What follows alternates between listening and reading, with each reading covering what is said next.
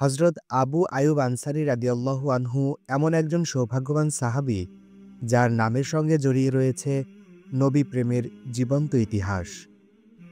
নবীজি সাল্লাল্লাহু আলাইহি ওয়াসাল্লাম যখন মক্কা থেকে হিজরত করে মদিনায় পৌঁছলেন, প্রত্যেকের মনে একই বাসনা যে তার ঘরে আল্লাহ রাসূল সাল্লাল্লাহু আলাইহি ওয়াসাল্লাম মেহমানদারি গ্রহণ করবেন। একের পর এক সর্দার উটটির গতিরোধ করে বলতে লাগলেন, হে আল্লাহর রাসূল, সঙ্গী সাথীদের নিয়ে শান্তি ও নিরাপত্তার প্রতিশ্রুতিতে আমাদের নিকট অবস্থান করুন। নবীজি তাদের বললেন, উটটিকে আপন গতিতে চলতে দাও, কেননা সে আল্লাহর পক্ষ থেকে নির্দেশপ্রাপ্ত। সবাই সেই ভাগ্যবান ব্যক্তিকে দেখতে অধীর, যার ঘরে নবী সাল্লাল্লাহু আলাইহি ওয়াসাল্লাম অবস্থান করবেন। অবশেষে সকল প্রতীক্ষার অবসান ঘটিয়ে উটটি হজরত আবু আয়ুব আনসারী রাদিয়াল্লাহু আনহু এর বাড়ির সামনে একটি খালি জায়গায় দাঁড়ালো এবং তারপর বসে পড়ল। নবীজির আগমনে হজরত আবু আয়ুব আনসারী রাদিয়াল্লাহু আনহু এর অন্তর আনন্দে ভরে গেল। হজরত আবু আয়ুব আনসারীর বাড়িটি দোতলা। তিনি নবীজি সাল্লাল্লাহু আলাইহি ওয়াসাল্লামের জন্য দ্বিতীয় তলাটি খালি করে দিলেন, কিন্তু নবীজি নিচ তলায় থাকতে চাইলেন। সন্ধ্যা ঘনিয়ে এলো। আবু আয়ুব আনসারী ও তার স্ত্রী দ্বিতীয় তলায় উঠলেন। দরজা বন্ধ করা মাত্রই আবু আয়ুব আনসারী তার স্ত্রীর দিকে তাকিয়ে বললেন, হায়, আমরা এ কি করলাম? নবীজি নিচে থাকবেন আর আমরা তার উপরে থাকব? আমরা কি তার উপর দিয়ে চলাফেরা করব? আমরা কি নবী ও ওহীর মাঝে থাকব? তাহলে তো আমরা ধ্বংস হয়ে যাব। এ জাতীয় নানা চিন্তায় স্বামী স্ত্রী লজ্জিত ও বিব্রত বোধ করলেন। সকালে তিনি নবীজিকে বললেন, ইয়া রাসূলাল্লাহ, আল্লাহর কসম করে বলছি, এ রাতে আমাদের দু চোখের পাতা এক হয়নি। নবীজি সাল্লাল্লাহু আলাইহি ওয়াসাল্লাম বললেন, হে আবু আয়ুব, কেন? তিনি বললেন, আমাদের মনে হলো আমরা এমন এক ঘরের দ্বিতলে অবস্থান করছি যার নিচে আপনি রয়েছেন। আমরা যখন চলাফেরা করব, আপনার ওপর ধুলাবালি পড়বে। তখন নবী সাল্লাল্লাহু আলাইহি ওয়াসাল্লাম তাকে বলেন, হে আবু আয়ুব, বিষয়টি সহজভাবে নাও। আমাদের জন্য এটাই ভালো হবে যে আমি নিচতলায় থাকব, কেননা আমার নিকট অনেক মানুষ আসা যাওয়া করবে। আবু আয়ুব আনসারী বললেন, রাসূলুল্লাহর নির্দেশ মেনে নিলাম। হজরত আবু আয়ুব আনসারী রাদিয়াল্লাহু আনহু নবীজি সাল্লাল্লাহু আলাইহি ওয়াসাল্লামকে অত্যন্ত ভালোবাসতেন। আর নবীজি সাল্লাল্লাহু আলাইহি ওয়াসাল্লামও তাকে এমন ভালোবাসতেন যে তার নামটি নবীজি সাল্লাল্লাহু আলাইহি ওয়াসাল্লামের মুখমণ্ডলে আনন্দের আভা ফুটিয়ে তুলত। নবীজি সাল্লাল্লাহু আলাইহি ওয়াসাল্লাম তার বাড়িকে নিজের বাড়ি মনে করতেন। একদিনের ঘটনা। হজরত আব্দুল্লাহ ইবনে আব্বাস রাদিয়াল্লাহু আনহু বর্ণনা করেন, দ্বিপ্রহরের প্রচণ্ড উত্তাপে হজরত আবু বকর রাদিয়াল্লাহু আনহু মসজিদে নববীতে এলেন। হজরত ওমর রাদিয়াল্লাহু আনহু তাকে দেখে বললেন, হে আবু বকর, এ প্রচণ্ড দ্বিপ্রহরে আপনি বাহিরে এলেন কেন? হজরত আবু বকর রাদিয়াল্লাহু আনহু বললেন, প্রচণ্ড ক্ষুধার তাড়নায় বাহির হয়ে এলাম। তখন হজরত ওমর রাদিয়াল্লাহু আনহু বললেন, আল্লাহর কসম, আমিও ওই একই কারণে বের হয়ে এসেছি।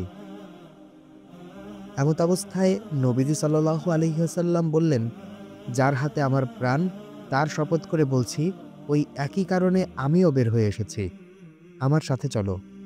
তারা হাঁটতে হাঁটতে হজরত আবু আয়ুব আনসারীর বাড়ির দরজায় এসে পৌঁছলেন। আবু আয়ুব আনসারী প্রত্যহ নবীজির জন্য কিছু খাবার রেখে দিতেন। নবীজি নির্দিষ্ট সময়ে না এলে পরিবারের লোকজনকে তা খাইয়ে দিতেন। নবীজি সাল্লাল্লাহু আলাইহি ওয়াসাল্লাম ও তার সঙ্গীদ্বয় দরজায় পৌঁছলে উম্মে আয়ুব তাদেরকে স্বাগত জানান। নবীজি সাল্লাল্লাহু আলাইহি ওয়াসাল্লাম বললেন, আবু আয়ুব কোথায়? নিকটেই এক খেজুর গাছ পরিচর্যা করছিলেন আবু আয়ুব আনসারী রাদিয়াল্লাহু আনহু। নবীজির কণ্ঠ শুনেই তিনি ছুটে এসে তাদেরকে স্বাগত জানালেন। তারপর আবু আয়ুব আনসারী রাদিয়াল্লাহু আনহু খেজুর বাগানে গেলেন এবং একটি খেজুরের কাঁদি কেটে আনলেন আর বললেন, আমি আপনার জন্য একটি বকরি জবেহ করে আনছি। নবীজি সাল্লাল্লাহু আলাইহি ওয়াসাল্লাম বললেন, যদি জবেহ করতে চাও তাহলে কিন্তু দুধের বকরি জবেহ করবে না। তিনি একটি বকরির বাচ্চা জবেহ করলেন। উম্মে আইয়ুব মেহমানদের জন্য রুটি তৈরি করলেন। খাবার তৈরি হয়ে গেল। আবু আয়ুব আনসারী রাদিয়াল্লাহু আনহু নবীজি সাল্লাল্লাহু আলাইহি ওয়াসাল্লাম ও তার সঙ্গীদ্বয়ের সামনে তা পরিবেশন করলেন। নবীজি একটি গোশতের টুকরা নিয়ে একটি রুটিতে রাখলেন এবং বললেন, হে আবু আয়ুব, এটা নিয়ে ফাতেমার কাছে যাও, কারণ সে বেশ কিছুদিন যাবৎ এমন খাবার খায়নি। সকলেই খেয়ে পরিতৃপ্ত হলে নবীজি সাল্লাল্লাহু আলাইহি ওয়াসাল্লাম অশ্রুসিক্ত হলেন। তিনি বললেন, যার হাতে আমার জান তার শপথ, এই সেই নিয়ামত যার সম্পর্কে কিয়ামতের দিন জিজ্ঞাসা করা হবে। আবু আয়ুব রাদিয়াল্লাহু আনহু এর এই আতিথেয়তার দৃষ্টান্ত শুধু ইতিহাসের পাতায় সীমাবদ্ধ নয়, এটি প্রতিটি মুসলিমের জন্য এক চিরন্তন শিক্ষা। আবু আয়ুব আল আনসারী রাদিয়াল্লাহু আনহু ছিলেন একজন নির্ভীক যোদ্ধা। তিনি বদর, উহুদ, খন্দক ও হুনাইনের মতো গুরুত্বপূর্ণ যুদ্ধে অংশগ্রহণ করেন। তার প্রতিটি পদক্ষেপে তিনি রাসূল সাল্লাল্লাহু আলাইহি ওয়াসাল্লামের নির্দেশ মেনে চলতেন এবং ইসলামের বিজয়ের জন্য সর্বস্ব বিলিয়ে দিতেন। রাসূল সাল্লাল্লাহু আলাইহি ওয়াসাল্লামের ইন্তেকালের পরও আবু আয়ুব রাদিয়াল্লাহু আনহু ইসলামের পতাকা উঁচু রাখতে তার প্রচেষ্টা অব্যাহত রাখেন। তিনি সর্বদা নতুন প্রজন্মের মধ্যে ইসলামের শিক্ষা প্রচার করতেন এবং ইসলামের জন্য লড়াই চালিয়ে যেতেন। খিলাফতে মুআবিয়ার শাসনামলে যখন মুসলিম বাহিনী কনস্টান্টিনোপলের দিকে অগ্রসর হয়, তখন আবু আয়ুব রাদিয়াল্লাহু আনহু বৃদ্ধ বয়সেও সেই অভিযানে যোগ দেন। শারীরিক দুর্বলতা থাকা সত্ত্বেও তিনি ইসলামের জন্য সর্বোচ্চ চেষ্টা চালিয়ে যান। কনস্টান্টিনোপল অভিযানের সময়ে আবু আয়ুব রাদিয়াল্লাহু তাআলা আনহু ইন্তেকাল করেন।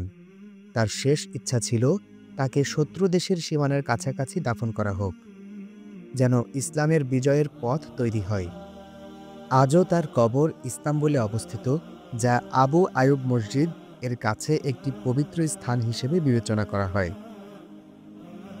আবু আয়ুব আল আনসারী ছিলেন আতিথেয়তা, ঈমান ও আত্মত্যাগের প্রতীক।